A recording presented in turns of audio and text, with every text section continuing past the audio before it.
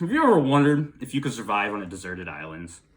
Well, we have, and we created an assessment to measure that. So our assessment looked to measure your likelihood to survive on a deserted island. Although it's extremely unlikely, we thought it would be fun, and we tried to measure things that were related to it, like creativity, resilience, survival skills, and isolation, all of which that we figured would relate closely to the coursework and your likelihood to actually survive. To do this, we looked into research that has previously been done on each of the subcategories and then tried to relate. The construct that we looked at was resiliency. So looking into resiliency, Connor and Davidson in 2003 created an assessment of 25 questions that measured somebody's likelihood to be resilient, based it on like adaptability, ability to cope with stress, and belief that they could achieve their goals.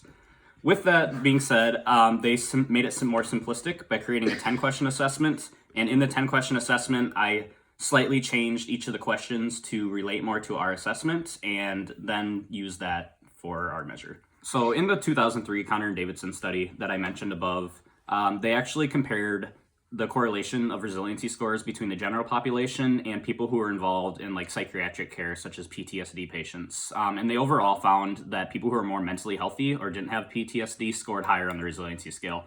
So in our assessment, we tried to measure that by asking people how they perceive their mental health, their mental well-being, and then comparing that or correlating it to our overall resiliency score. Hello. You may be wondering how we measured creativity. It's quite simple, actually. We took a self-report. We asked participants, how many uses could you come up with of the sock? 1, 2, some may even get 13. The reason we did this is because findings on creativity, they're inaccurate. They're not trustworthy. They're not reliable. Creativity is a construct that people have been struggling for many years to find a solution to. And we have. We just need an fMRI machine. But with our lack of resources, that wasn't quite possible. But you know what? We put our heads together and we came up with a better solution. Let's get a self-report. How many uses can you come up with of the sock? 1, 2, 13? I don't know. The next subscale we thought would be good for the deserted island is isolation. I feel like me, my wife left me, and I'm very lonely. So for our assessment, we used the Einstein personality questionnaire, specifically the introversion and extroversion scale, because our logic was that people who are introverted would be better suited at surviving on a deserted island because they like being alone compared to extroverts who like being around people. So, the reliability of the EPQ has been tested against the Myers-Briggs type indicator, and it shows convergent validity with it because they're both introversion and extroversion measures. This brings us to our next construct, survival.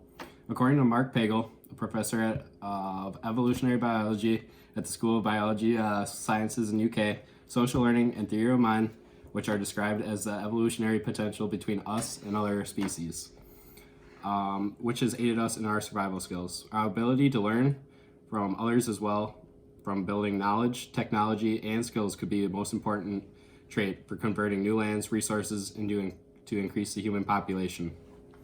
With social learning, we can take what we see and observe from others and replicate it and make it useful. With theory of mind, we can have mental capacity to guess and understand motives of what is happening around us. I also looked at another article called 8 Personal Characteristics Associated with Power to Live with Disasters as Indicated by Survivors of the 2011 Great East Japan Earthquake Disaster. Japanese researchers assessed 8 factors relating to power to live. These 8 factors are leadership, problem solving, altruism, stubbornness, etiquette, and emotional regulation, along with self-tendency and active well-being. They created these factors based on the response given from the survivors from the 2011 Great East Japan Earthquake. These researchers came up with the questionnaire based on the responses to get an understanding of what factors go into surviving. Their association with different survival measures are concurrent with the idea that each factor contributes to different aspects of survival. Survey, we had 269 participants take the survey. After cleaning up our data, we had 167. So by saying cleaning it up, we took out people who took too long in the survey, didn't take the survey seriously, and removed people who did not complete the survey. With that being said, we actually had some questions that we reverse coded So on our scale, generally, people who scored a 5 on the Likert scale or strongly agreed to the statement that we made would be more likely to survive. But in the reverse coded questions, it was the exact opposite. So people who said they strongly disagree, which is a 1 on our Likert scale, were then most likely to survive. All right, so from all of our research that we did, we were able to create an assessment with about 10 questions each, with the exception of creativity only having 2 because we had to do a different scale for that. So with each of our questions, some of which included like how resilient are you? I am able to deal with problems really well, and so on and so forth. We were able to create a total of 35 questions, and then after our assessment, it came out to be 33 questions. We threw out one of the questions of I hate losing, and another question that talked about being the leader of a group because we did not feel like they were relevant and they did not give us accurate or reliable data according to our study. So as I mentioned earlier, we used a different type of scale for creativity. For our creativity scale, we basically did 2 measures, one of which asked how many uses you could make for a sock, and another one of think of as many uses and list them for a brick.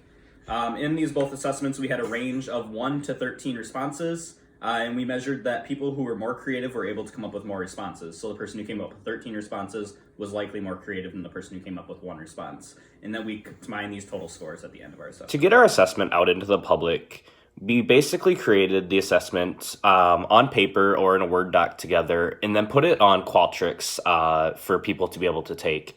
Once we had the survey completed on Qualtrics, we were able to organize the order we wanted it to be in and then create a link that people could go to. We emailed out the link to people, we gave it to our friends and our family, and then people basically clicked on the link, and once you get in, it asks you to read our informed consent, and then if you wish to continue, you click the red arrow, and it will ask you each of our questions on a 1 to 5 Likert scale, with the exception of the creativity questions that I just mentioned below. At the end of the survey, all you had to do was click the red arrow to finish it, and we were able to receive your data anonymously. So for our test, we were looking into the kind of reliability we wanted to use, and we realized that we didn't want to use test-retest for time's sake. It wouldn't be worth people's time in trying to get all of our respondents to respond again if we made the test and then had them take the same test again. And with that, parallel forms didn't make much sense either, because for time's sake, we would have had to make people take it again. And we also didn't have raters. Our raters were basically on the 5-point Likert scale. So we decided to use internal consistency for our assessment. With the internal consistency, we basically wanted to look at how all of our questions from each subcategory relate to one another. And then with that, we can do each category as its own and how they... For all of our variables together, we ran the internal consistency, so running everything such as creativity, resiliency, and so on together, we found that our internal consistency was actually a little lower than we had expected it to be, and it only had a Chromebox alpha of 0.664, which isn't too bad, but we were looking more for like that 0.7, 0.8 range.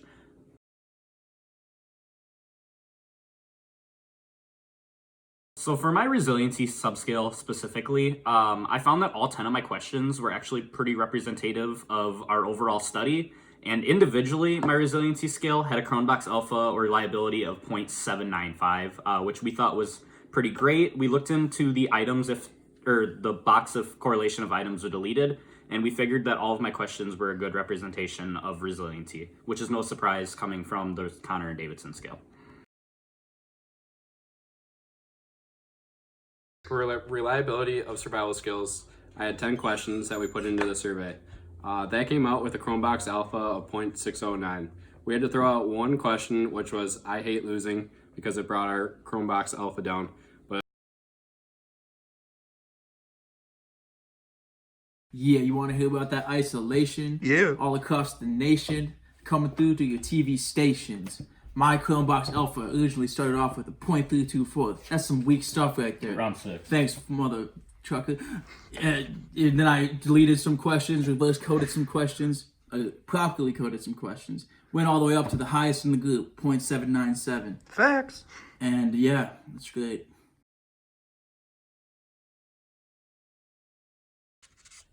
Hi, and welcome back to our presentation. I just wanted to let you know for reliability of creativity, we only had 2 questions. The 2 questions did have a Chromebox alpha of 0.703, which means our questions were good.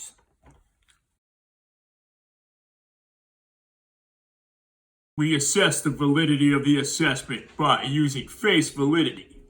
the assessment does look like it measures what it's supposed to, surviving on an island.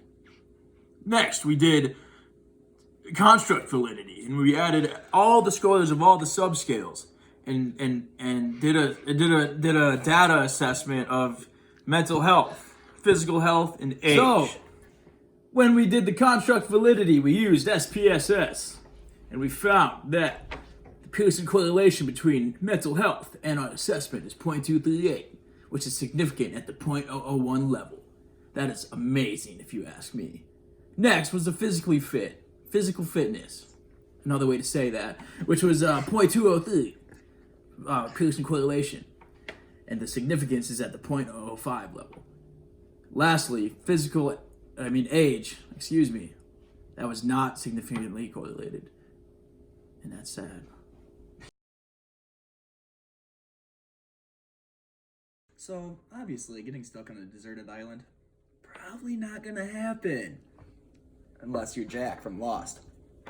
Anyway, our scale was created for, fun purposes, but it actually does have some applicability to the real life world. Our assessment does provide insight to concepts such as isolation, creativity, resiliency, and even survival skills, which are then interconnected with mental health, perception, physical fitness, and age. Criminal justice systems often give resiliency assessments to see if inmates are, more likely to offend. Can't be putting those murderers back on the streets, you know what I'm saying? Yeah. Moreover, with this being said, it is important to note that our assessment had a relatively low Chromebox alpha of 0.664. Not so good. That's alright. But moreover, further research should be concluded before generalizations can be given. We only had 168 participants, and that's not enough. No, it's not. Not at all. Thank you.